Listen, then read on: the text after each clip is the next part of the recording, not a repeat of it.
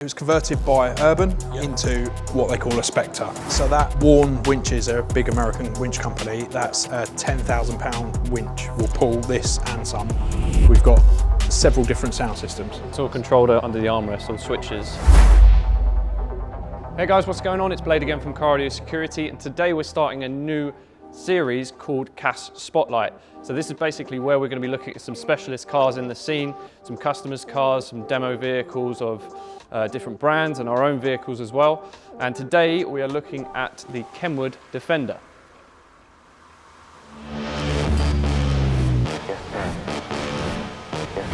So if you've been in the store over Christmas and over the last few weeks, you probably would have seen this. It's quite a Goliath and it takes up quite a lot of room. But what we're going to do is we're going to bring in Keith from Kenwood to go through the vehicle, and we're just basically going to talk about it today. So Keith, do you want to come in? How are we doing, Blayde? All good. How are you? I'm good, I'm good. So the Defender, go on, go through it. What is it? So it's a 2014 110XS. That's the base model, if you like. Okay. It was sort of the run out of as they were ending from Land Rover. Okay. So it's got, by factory, it's got all the bits on it, heated windscreen. It was converted by Urban into what they call a Spectre build. Okay, so what's a Spectre? So Spectre was a big James Bond film, and this was there was a fleet of these built as the bag eye vehicles, and they were built by JLR, Jaguar Land Rover, their specialist department Bowler, which is a tuning company that they own, and they built these absolute monsters. Yeah, it is quite a monster. Last summer, we're doing Goodwood with you guys. Yep. We wanted something special for the stand, and the time was right to look for a Defender. It was done as a homage to the Spectres. Yep. With the Defender, when you bought it, did it have any kind of suspension modifications or engine work when you got it? So it was already on a lift kit with some basic shocks, but they were a bit tired, and because of the height of it and the big snow tyres, the Maxxis tyres, it wallowed a little bit when we were driving it. Right, yeah. So we've got a really nice set of Bilsteins on there now, which has really tightened it up. Yep. It was on the factory brakes, so we needed to improve them. It's now got Tarox all the way round. Okay, so they're big brake kit then. Massive difference. They look phenomenal. Yeah.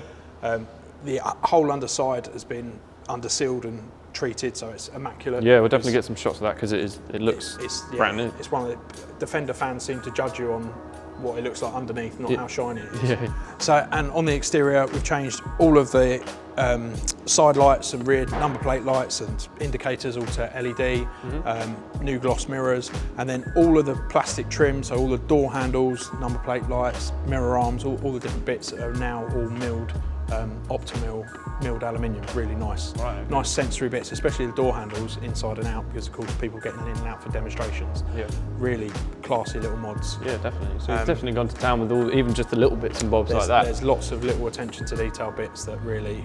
So even like this winch thing here, that's quite a hefty piece. Is that? So that Warn Winches are a big American winch company. That's a £10,000 winch, which I think is about 4 tons. So it will pull this and some up. The idea being it's built for going out in the snow, hence the exterior roll cage, the snow tyres, and you can pull yourself up. Wow. Ice glaciers, I guess. Okay. So we haven't driven it in the snow yet.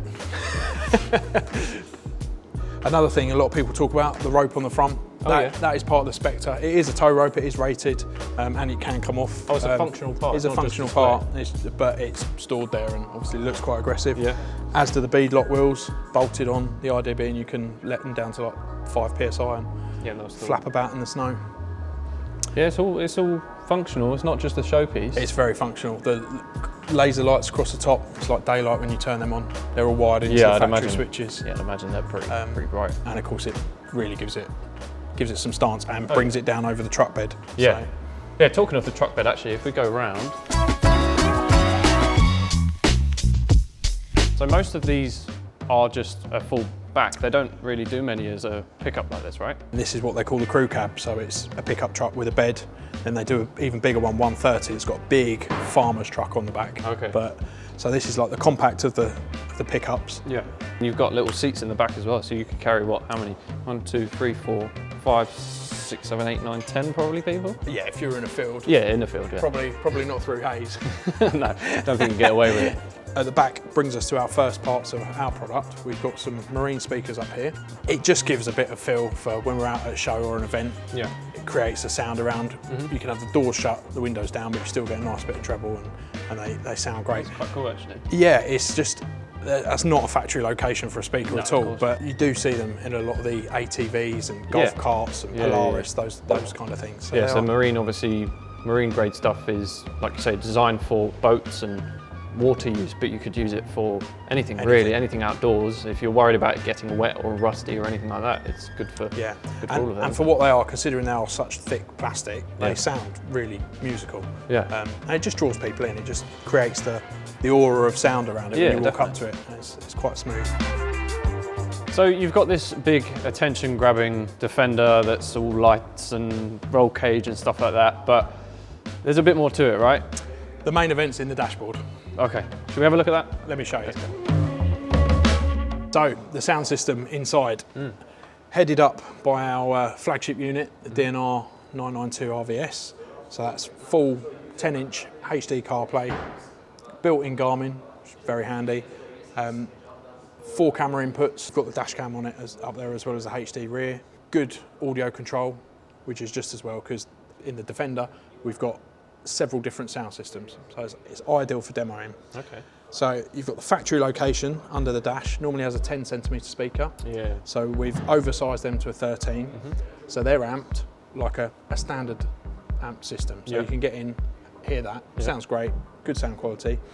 Then onto that, we've got 2 sub options, so 2 bass options. There's the underseat sub, which is mounted on the rear of the armrest, or there's a traditional shallow 12-inch behind the rear seat bench. Okay. So 2 different amp setups there, so you can then introduce, if you had a basic amp system, you wanted a bit more bass, you go the underseat sub, or you want even more, you go the 12. On from that, the next level up would be our flagship speakers. These are high-res audio, very clever. They've got 2 tweeters built into the one tweeter, so they're basically a 3-way component, but in two parts. Sound fantastic. We've got them in the doors. In the Defender, they don't have door speakers. No. So we've had to do custom pod, which is basically this leather strip you can see here, to get them into the door. So that was a bit of trickery to avoid getting in your knees. Really brings the soundstage up. The imaging, it sounds phenomenal. Real balance. It's all controlled under the armrest. Under the armrest there's a switch panel, so you can have a play and decide what works well for you. We attempt to get in here. God, Christ, it is quite a long way up, isn't it? I mean, you've even gone to the point of changing the steering wheel. Yeah, Momo wheel. You've got your Recaro CS's, the JLR version, so they're heated and wider. Nice. Again, all the optimal metal in here on the dash panel, the gear stick, the grab handles. Just brings it all together, makes it a really classy place to be. Yeah, 100%. And of course the floating screen. Yeah, so this is actually a doubled-in chassis floating screen, isn't it? Not like a lot of the others where it's a singled-in. Yeah. So we stock the doubled-in conversion fascias for these, so they do come with a factory singled-in. So then that way you're not stuck to only the brands that have a singled-in fascia, right? No, that's correct. And this was another deciding factor in us getting the Defender, because the unit sits nice and high in the dash. Yeah. From a demo point of view, people look in the windows, they see it. It's a nice vehicle that people want to climb into, and you can talk about it.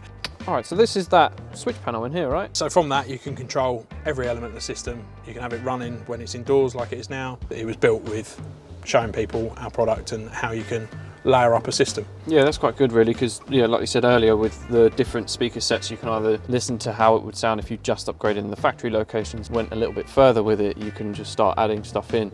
And it's hard to explain on a demo board, but when you can literally be listening to your favourite track, let the bass drop, and then drop in a bit more bass, people instantly see the difference. Right, so I mean, that's pretty much everything covered on this, isn't it? I think there's really only one more thing to do. Turn it up. Let's turn it up, let's have a listen.